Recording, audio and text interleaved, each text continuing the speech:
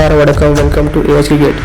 Australia record ಇಂಡಿಯಾನ test ನೋಡಿದರೆ ಆ ರೆಕಾರ್ಡ್ ಭಾಳ ಉತ್ತಮವಾಗಿದೆ. ಯಾಕಂದರೆ ಅವರು ಎಲ್ಲ ಕೂಡ 100 ಮ್ಯಾಚ್ ಆಡಿದ್ದಾರೆ. ಅದರಲ್ಲಿ ಬರೀ 1 ಮ್ಯಾಚ್ ಸೋತಿದ್ದಾರೆ. ಅದನ್ನು Brisbane ಗಾಬಾನಲ್ಲಿ.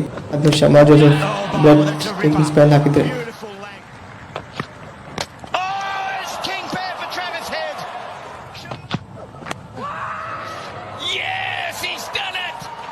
Shema Joseph.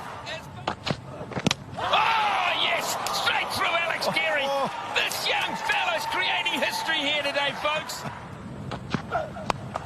This one's up in the air. This should be taken. Coming across. It is. It's away. Big catch, big wicket. Wow, what about this?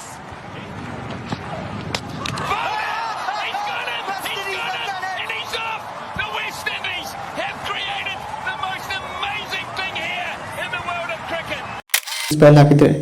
ಇಲ್ಲಾಂದರೆ ಎಲ್ಲ ಮ್ಯಾಚ್ ಅವ್ರು ಗೆದ್ದಿದ್ದಾರೆ. 11 ಮ್ಯಾಚ್ ಗೆದ್ದಿದ್ದಾರೆ. ಅವ್ರ ವಿನ್ ಪರ್ಸೆಂಟೇಜ್ 91.67% ಇದೆ.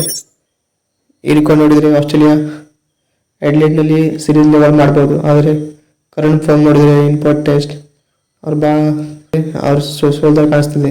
ಯಾಕಂದರೆ ಅವ್ರ batters ಯಾರು ಫಾರ್ಮ್ನಲ್ಲಿ ಇಲ್ಲ, ಬೌಲರ್ಸು ಇದ್ದಾರೆ ಫಾರ್ಮ್ನಲ್ಲಿ.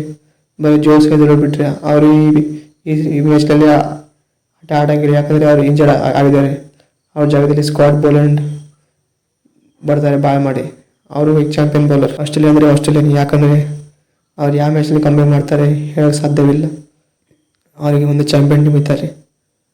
ಅವ್ರ ಡೊಮಿನೆಂಟ್ ಟೀಮ್ ಇದ್ದರು. ಆದರೆ ಈಗ ನೋಡಿದರೆ ಅವ್ರ ಡೊಮಿನೆನ್ಸ್ ಕಮ್ಮಿ ಆಗೋದು ಬಂದಿದೆ. ಆದರೆ 2023 ವರ್ಲ್ಡ್ ಕಪ್ನಲ್ಲಿ ಅವರು ಸ್ಟಾರ್ಟಿಂಗ್ 2 ಮ್ಯಾಚ್ ಸೋತಿದ್ರು.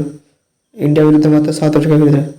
ಆದರೆ ಮತ್ತೆ ಅವ್ರಿಗೆ ಹೆಂಗೆ ಕಂಪೇರ್ ಮಾಡಿದ್ರು ನೋಡಿದ್ವಿ. ಮತ್ತು ಅವ್ರಿಗೆ ವರ್ಲ್ಡ್ ಕಪ್ ಎದ್ದು ಮನೆಗೆ ಹೋದರು. ಅಷ್ಟೆಲ್ಲ ಬ್ಯಾಟರ್ಸ್ ನೋಡಿದ್ರೆ ಯಾರು ಫಾರ್ಮ್ನಲ್ಲಿ ಇಲ್ಲ. ಉಸ್ಮಾನ್ ಖ್ವಾಜಾ, ಸ್ಟೀವ್ ಸ್ಮಿತ್, ಮಾನ್ಯಸ್ ಲಬುಷೇನ್ ಎಲ್ಲರೂ ಔಟ್ ಆಫ್ ಇದ್ದಾರೆ.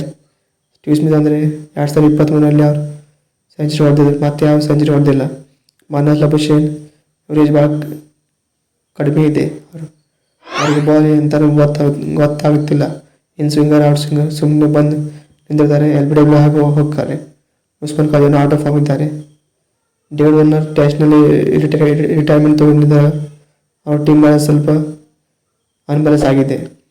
ವಿಡಿಯೋ ಇಷ್ಟ ಆದರೆ ಲೈಕ್ ಮಾಡಿ, ಶೇರ್ ಮಾಡಿ, ಸಬ್ಸ್ಕ್ರೈಬ್ ಮಾಡಿ. ಧನ್ಯವಾದ.